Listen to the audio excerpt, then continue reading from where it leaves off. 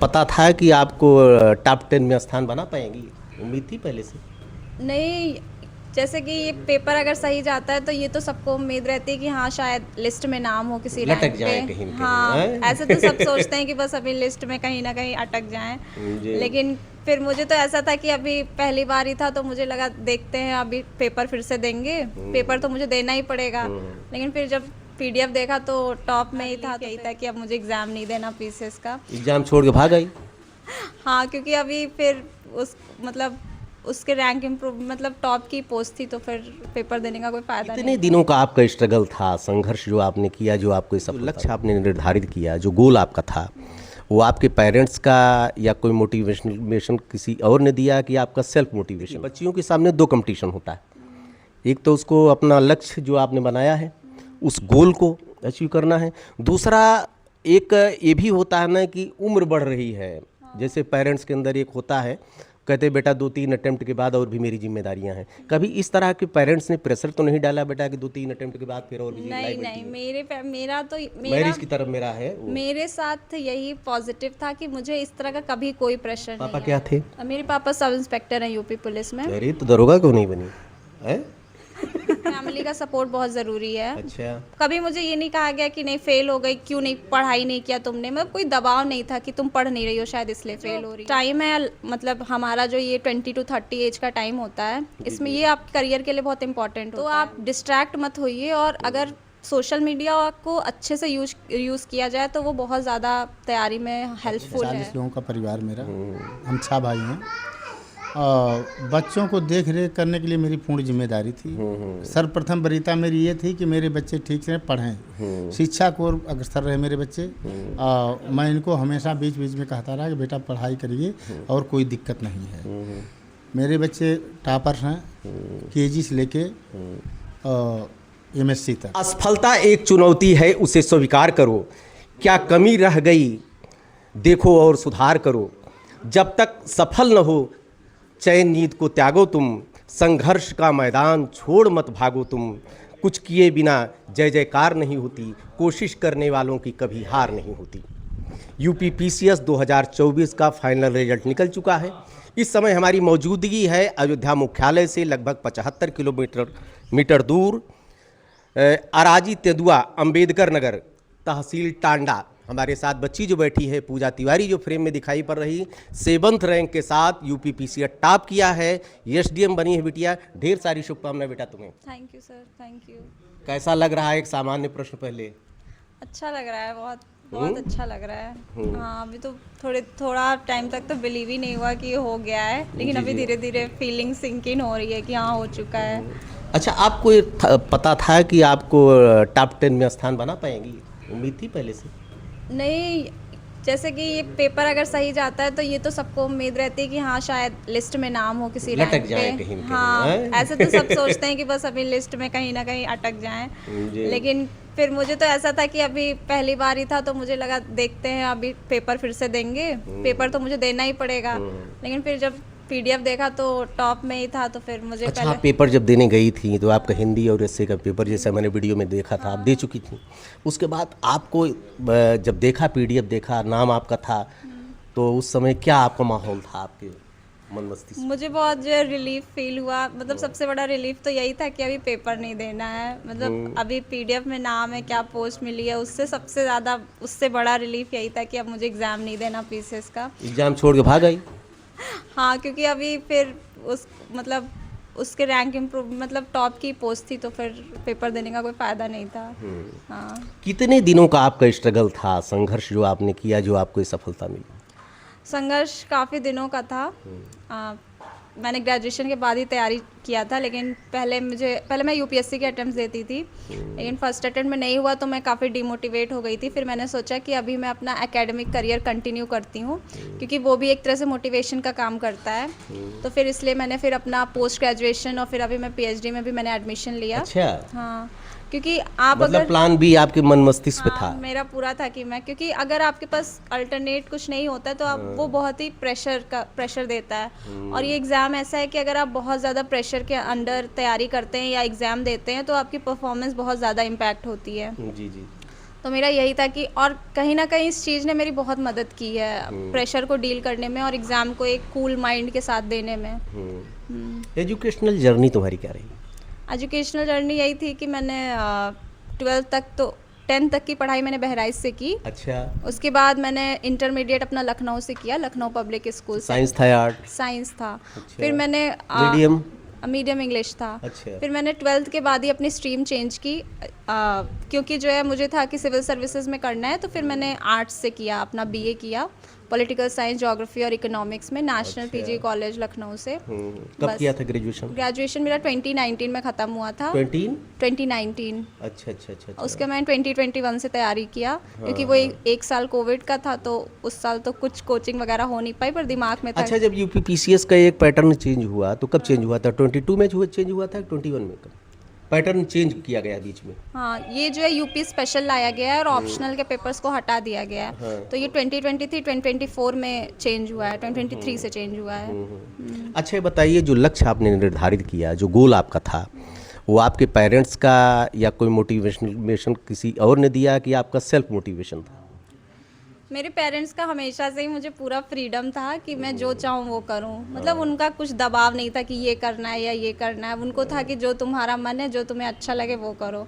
तो मेरा था ये सिविल सर्विसेज की तरफ कि मुझे यही करना है, तो उनका पूरा सपोर्ट था कि ठीक है, अगर तुम्हें ये करना है तो ये करो। और उनका ये भी नहीं था कि इतने टाइम में करना है, क्यों नहीं निकल रहा है। मतलब उनको बहुत। अच्छा बेटा, एक चीज़ बताओ, एक पेरेंट्स का, देखिए बच्चियों के सामने दो कंपटीशन होता है।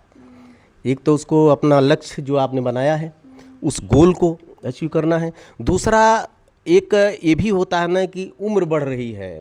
जैसे पेरेंट्स के अंदर एक होता है, कहते बेटा 2-3 अटेम्प्ट के बाद और भी मेरी जिम्मेदारियां हैं। कभी इस तरह के पेरेंट्स ने प्रेशर तो नहीं डाला बेटा कि 2-3 अटेम्प्ट के बाद फिर और भी नहीं, मेरा मैरिज की तरफ मेरा है वो। मेरे साथ यही पॉजिटिव था कि मुझे इस तरह का कभी कोई प्रेशर नहीं आया। और मतलब यही चीज़ है जो, मतलब क्योंकि ये एग्ज़ाम ऐसा है, बहुत प्रेशर आपको फील होता है, तो अगर ये सब चीज़ें भी आती हैं तो कहीं ना कहीं आपकी परफॉर्मेंस को बहुत ज़्यादा नेगेटिवली इम्पैक्ट करती हैं। पापा क्या थे? मेरे पापा सब इंस्पेक्टर हैं यूपी पुलिस में। अरे तो दरोगा क्यों नहीं बनी है?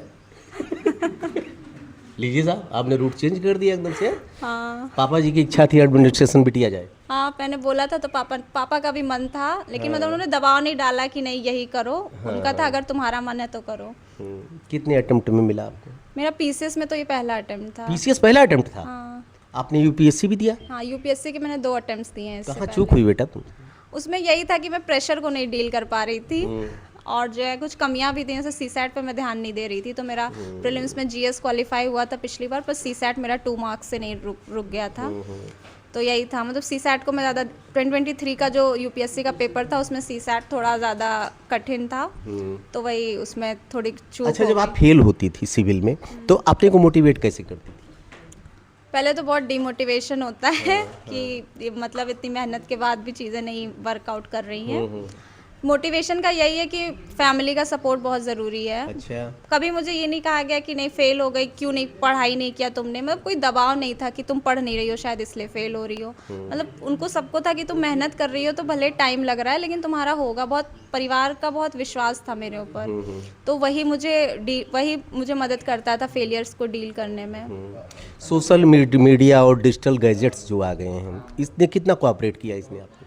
सोशल मीडिया और डिजिटल गैजेट्स को हम पॉजिटिवली यूज़ करें अगर, तो वो तैयारी में बहुत ज़्यादा मदद करते हैं। अच्छा। क्योंकि पहले जैसे हम जब इंटरमीडिएट और हाई स्कूल था तो ये नहीं था, ये फैसिलिटी उतनी नहीं तब डेवलप हुई थी, तो बहुत चीज़ों को समझने में कॉम्प्लेक्सिटी होती थी कि आपको हर चीज़ के लिए टीचर्स चाहिए होते, टीचर्स को ढूंढना पड़ता था। लेकिन अभी आपको कुछ भी कंसेप्ट है, कोई कितना भी कॉम्प्लेक्स कंसेप्ट है, आप बस उसको यूट्यूब पे डालिए, कोई भी 2-3 मिनट का शॉर्ट वीडियो, और एकदम कॉन्सेप्ट क्लियर हो जाता है। लेकिन इसके साथ आपको इस चीज़ को मतलब सेल्फ रेगुलेशन की बहुत ज़रूरत है कि आपको क्या आप देख रहे हैं फ़ोन में। क्योंकि ये जो टाइम है, मतलब हमारा जो ये 20 to 30 एज का टाइम होता है, इसमें ये आपके करियर के लिए बहुत इंपॉर्टेंट होता है। तो आप डिस्ट्रैक्ट मत होइए, और अगर सोशल मीडिया को अच्छे से यूज़ किया जाए तो वो बहुत ज़्यादा तैयारी में हेल्पफुल है। कोचिंग की क्या इंपॉर्टेंस रही तुम्हारी लाइफ में? कोचिंग मैंने लिया था ग्रेजुएशन के बाद दिल्ली में, लेकिन मुझे कोचिंग के बाद मुझे ये समझ आया कि कोचिंग की उतनी इम्पोर्टेंस नहीं है इस एग्ज़ाम में। जी। ये एग्ज़ाम अगर क्लियर सेल्फ स्टडी के थ्रू ही एग्ज़ाम क्लियर हो सकता है। हाँ, एक नई चीज़ बता रही हो आप। ये एग्ज़ाम सेल्फ स्टडी का ही बहुत ज़्यादा रोल है इसमें। हाँ, आपको अगर मतलब इनिशियल में अगर आपके आसपास कोई ऐसा नहीं है तो आपको गाइडेंस की ज़रूरत है, तो आपको कोई बुक्स वगैरह तो आजकल तो सब फ़ोन पे अवेलेबल है, आप गूगल करिए, सब आपको इन्फॉर्मेशन मिल जाती है। इतने सारे वीडियोस आते हैं टॉपर्स के, वो भी बताते हैं क्या सोर्सेज हैं, कैसे पढ़ना है। तो मुझे नहीं लगता कोचिंग का बहुत ज़्यादा रोल है। अगर आपको एग्ज़ाम जल्दी क्लियर करना है तो आप सेल्फ स्टडी पे फोकस देखिए करिए। बेटा, सबसे अच्छा फ्रेंड किसी बिटिया के लिए मैंने देखा है तो उसके फादर होते हैं। मदर तो रहती साथ में। फादर चूँकि नौकरी में थे और पुलिस की नौकरी में कि जहाँ पर बिस्तर आप बनवा सकते हैं, सोने के लिए आपको फुर्सत नहीं है। केवल आप मेंटेन करके कमरा जाइए और कब आपको फिर वहाँ आना पड़ेगा कोई भरोसा नहीं। ऐसे में पापा का कोऑपरेशन कितना रहा आपके लिए? कैसे वो आपको टाइम दे पाते थे? पापा से फ़ोन पे बात होती थी, कोई भी दिक्कत होती थी, मतलब पापा को था कि टेंशन मत लो, सब अच्छा होगा। मतलब उन्होंने बहुत ज़्यादा, मतलब बिल्कुल प्रेशर नहीं था। और कोई भी बात होती थी तो फ़ोन करते थे पापा को। ठीक से बोलते थे? दरोगा थे? हाँ, ठीक से बोलते थे। कहीं बिजी होते थे तो बोलते थे कि डांट भी अभी पड़ती थी? नहीं, डांट तो नहीं पड़ी पापा से मुझे कभी वैसे। हाँ। हाँ। अच्छा अच्छा। एक चीज़ और बेटा, अब उनके लिए जो आपके भाई बहन तैयारी कर रहे हैं, कुछ उनके लिए बात करूंगा। प्री, मेंस और इंटरव्यू 3 फेज़ होता है सिविल में। आपने तीनों फेज़ की तैयारी कैसे कैसे की, आप 2 मिनट बता दीजिए। प्रीलिम्स के लिए मुझे लगता है कि आपको बहुत ज़्यादा जो फैक्चुअल क्वेश्चन पूछे जाते हैं उस पर बहुत ज़्यादा रिवीजन की बहुत ज़रूरत है, बहुत कमांड होना चाहिए फैक्ट्स पे। तो प्रीलिम्स के लिए आप हर सब्जेक्ट के शॉर्ट नोट्स बनाइए। और जैसे पीसीएस में घटना चक्र काफ़ी इंपॉर्टेंट, तो आप पहले स्टैंडर्ड बुक्स पढ़िए। जैसे लक्ष्मीकांत स्पेक्ट्रम हुई और एंशियंट मिडिवल की एनसीईआरटी की बुक्स हुई, शंकर आईएएस एनवायरनमेंट के लिए। अगर आप ये स्टैंडर्ड बुक पढ़ते हैं तो ये आपका बेस बनाएंगे प्रीलिम्स के लिए भी और मेंस के लिए भी।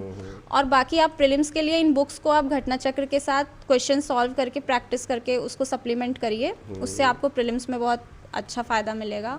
और मेंस के लिए आप नोट्स आपके पास सारे टॉपिक्स के होने चाहिए। और आपको वैल्यू एडिशन करना है उन नोट्स में। करंट अफेयर्स से कोई कमिटी हो गई, गवर्नमेंट की वेबसाइट्स पे कुछ अच्छा कोई स्कीम आई है या कोई डेटा आया है, जैसे हंगर से रिलेटेड आया है, पॉवर्टी से रिलेटेड। तो और आपको मेंस के लिए एक बहुत ही एक और नोट्स बनाने की ज़रूरत है जो बहुत ज़्यादा शॉर्ट हो और वो आप एग्ज़ाम के एक दिन पहले भी पढ़ के जा सकें। क्योंकि जो एकदम वैल्यू एडिशन वाली चीज़ें होती हैं जो एग्जामिनर के माइंड को एक तरह से अट्रैक्ट करती हैं कि हाँ ये है यहाँ इस बच्चे ने कुछ अलग लिखा है, वो चीज़ें बहुत फैक्ट्स होते हैं तो वो रिटेंशन उतना नहीं हो पाता है। तो उसको आप एग्ज़ाम ऐसा शॉर्ट बनाइए नोट्स कि आप एग्ज़ाम के एक दिन पहले भी देख के जा सकें। और इंटरव्यू तो पर्सनालिटी टेस्ट है। अगर वहाँ आप कोई आंसर नहीं भी बता पा रहे हैं तो आप के सॉरी बोलने में कितनी विनम्रता है, आप कितने विनम्र हैं। अच्छा, आप हाँ सारी से काम चल जाता है। हाँ, अगर आपको कोई क्वेश्चन, वहाँ नॉलेज का टेस्ट नहीं है। अच्छा, वहाँ पर्सनालिटी का सारी टेस्ट का है। भी बहुत बड़ा रोल है। सॉरी का भी रोल लेकिन है। समय से बोल दें, हाँ सॉरी का भी रोल है। टाइम वेस्ट न करें आप बोर्ड का, हैं? झूठ नहीं, मतलब थोड़ा तो ट्राई करना चाहिए हाँ, कि सर हाँ मैं थोड़ा मुझे पता है। जी। लेकिन अगर आप फिर भी फाइनल आंसर तक नहीं पहुंच पा रहे हैं तो सॉरी बोलिए। कोई मॉक टेस्ट दिया था? हाँ, मैंने मॉक इंटरव्यूज दिए थे इंटरव्यू के लिए, मेंस के अच्छा, लिए। कौन सा क्वेश्चन ऐसा था जिसने आप अनकम्फर्ट हो गई, उसमें आप अपने को बैलेंस नहीं कर पा रही थी, लग रहा था ये मेरे लिए बहुत दिक्कत तलब? मैं जब निकल रही थी, मतलब मेरा इंटरव्यू मतलब ख़त्म ही हो चुका था, लेकिन लास्ट में चेयरमैन सर ने मुझसे क्वेश्चन पूछा था कि अच्छा आप बताइए, अगर आपको ऑप्शन दिया जाए कि आप देशभक्त बनना चाहेंगे या राष्ट्रवादी। हाँ। तो ये क्वेश्चन सुन के मुझे थोड़ा वो अच्छा। थोड़ा प्रेशर था भी ये क्वेश्चन। थोड़ा प्रेशर आया कि अभी मैं क्या बोलूं, बैलेंस भी होना चाहिए। राष्ट्रभक्त और उसमें देशभक्त और राष्ट्रवादी। जी। लेकिन फिर मैंने सोचा कि अभी स्टैंड तो लेना पड़ेगा। फिर मैंने उनको बताया, फिर उन्होंने बोला जस्टिफाई करिए क्यों ऐसा है। तो फिर मैंने अपना जस्टिफिकेशन भी दिया, फिर उन्होंने बोला ठीक है हो गया। क्या आपको लगता है डिजिटल गैजेट्स आ जाने की वजह से कंपटीशन टफ हो गया है? हाँ, डिजिटल कंपटीशन तो हमेशा से ही था। डिजिटल गैजेट्स आने की वजह से हाँ, क्योंकि जो बच्चे इस डिजिटल गैजेट्स ने ऑब्वियसली कंपटीशन को बढ़ाया, क्योंकि जो बच्चे अभी तक गांव में थे या रिमोट एरियाज़ में रह रहे थे, एक्सेस नहीं कर पाते थे अच्छे मटेरियल, अच्छे टीचर्स, अब वो सब अवेलेबल है। तो डिजिटल गैजेट्स ने बहुत ही एजुकेशन सिस्टम को इंक्लूसिव बनाया है। अब हर स्तर के बच्चे, हर जगह के बच्चे। कैसी स्टूडेंट थी आप पढ़ने में पहले, एकेडमिक्स में? मेरा तो अच्छा ही था, मतलब मैं अमंग्स द टॉपर टॉपर्स थी कि सामान्य थी? अमंग्स द टॉपर्स रहती थी मैं क्लास में अपने। जी। हाँ। अच्छा, ये बताइए कि अभी आप आईएएस नहीं बन पाई हैं, तो एसडीएम बन ही गई। अब तो यहाँ से नाता आपका टूट गया, क्योंकि आपने 2 पेपर देने के बाद छोड़ के चली आई जब, तो आपको लग गया वो एसडीएम के बाद कुछ बचता नहीं पीसीएस में। आप बताइए कि उसके लिए आईएएस के लिए भी तैयारी करेंगी?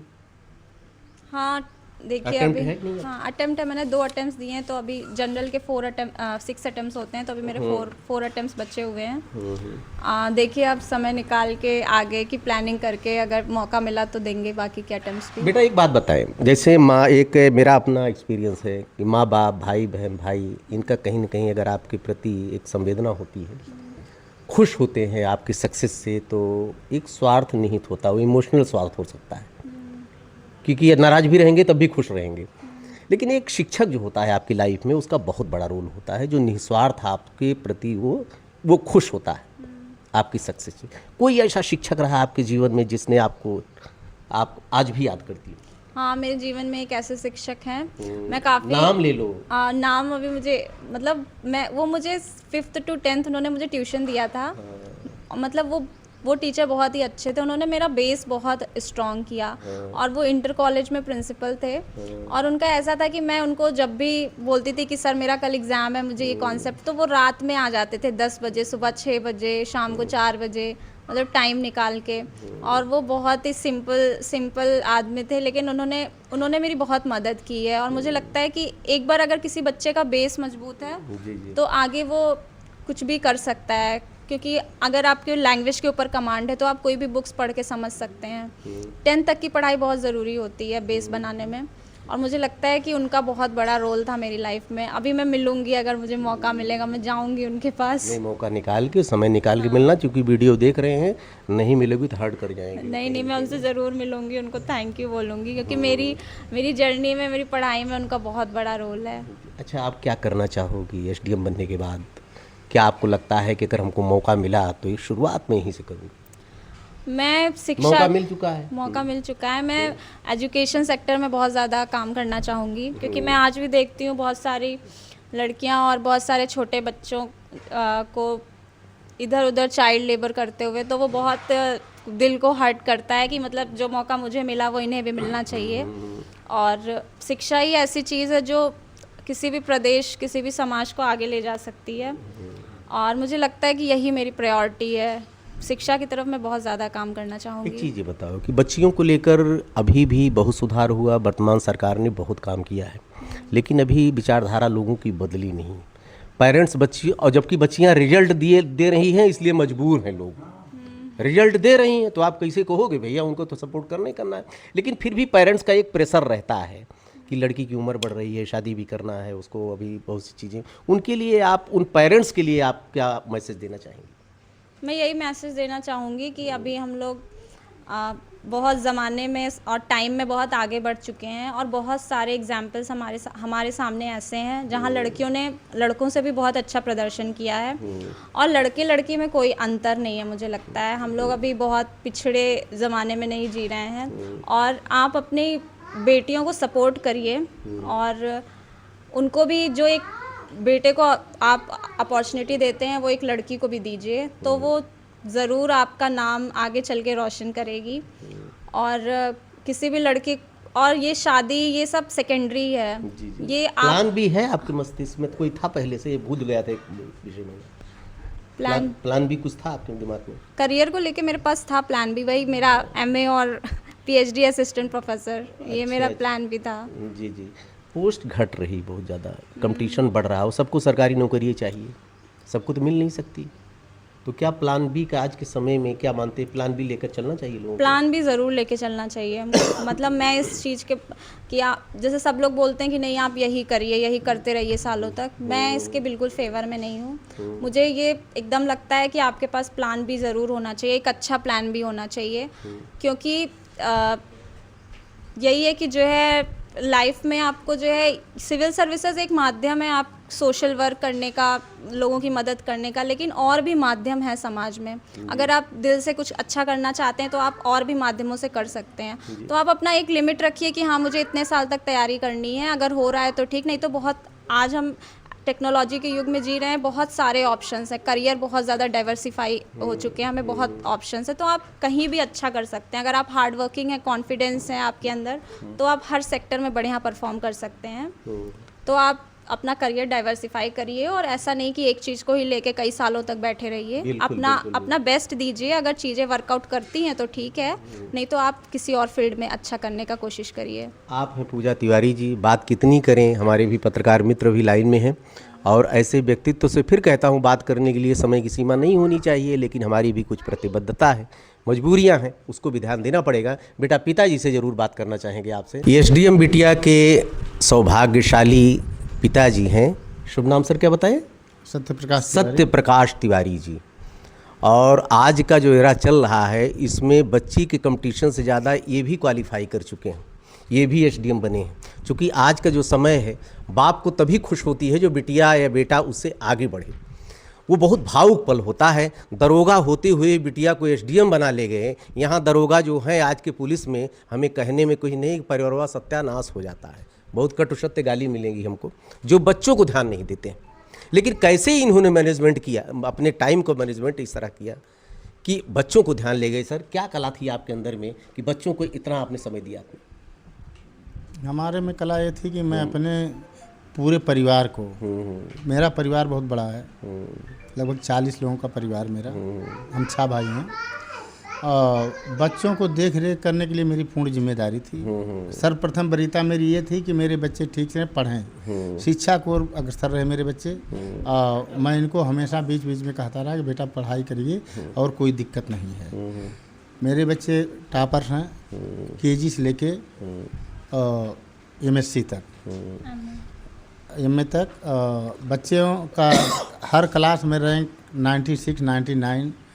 कैसे टाइम दे पाते थे? नौकरी आपकी ऐसी है कि सारी ऊर्जा तो वहीं निकल जाती है। नहीं तो जो मम्मी का भी बहुत बड़ा अच्छा, माँ का हाँ, जी वो घर पे रहती थी, वो देख रेख करती थी। हाँ, कुछ एक पक्ष जरूर बहुत ज़्यादा मजबूत रहा होगा, जो कि जो पैसे की जरूरत है, जो नीड है। हमारे बच्चे हमारे वेतन पे ही पढ़े। मैं अपने बच्चों को अपने वेतन से ही वो देता था। अरे वही तो फल मिला आपको। ये नहीं कि पैसा वो नहीं, जो मेरा वेतन मिलता था उसी में अपने बच्चों को पढ़ाया। हमारे बच्चे एमए तक, केजी से लेके एमए तक 99.83% तक हमारे बच्चे रहे। और बच्ची जो हमारी पूजा तिवारी है, पिता जो होता है पैसे के इंतजाम में रहता है, चूँकि परिवार भी उसको चलाना रहता है। आप नौकरी करते थे, वेतन से बच्चों का देखिए, वही होता है जो ईमानदार होता है। आज के समय में भगवान के यहाँ भी जगह नहीं है, यहीं पे निपटा देता है। बच्चों का निकलने का मतलब है कि आप नौकरी में आपने बड़ी प्रतिबद्धता, बहुत ईमानदारी से आपने काम किया, जिसका फल इनको मिला। जबकि बहुत से पहले ही मैंने कहा दिया था कि इस लाइन में ऐसी है कि बच्चों को सुपरविजन लोग नहीं कर पाते हैं, लेकिन उसके बावजूद सबसे बड़ा टैलेंट इनका भी है। इन्होंने परिवार को ध्यान दिया। मम्मी से बात नहीं हो पाई, दुर्भाग्य है, क्योंकि बात तो उनसे भी होना चाहिए था। क्योंकि आज के समय में पेरेंटिंग का रोल इतना ज़बरदस्त हो गया है कि बच्चा आगे निकल रहा है तो वही क्वालिफाई नहीं कर रहा है, बाकी माता पिता भी कंपटीशन क्वालिफाई कर रहे हैं। फिलहाल बिटिया सफल हुई, ढेर सारी शुभकामनाएं बेटा आपको। थैंक यू सर, धन्यवाद है आपको। शब्दों पे ना जाइए, भावना मेरी अच्छी थी।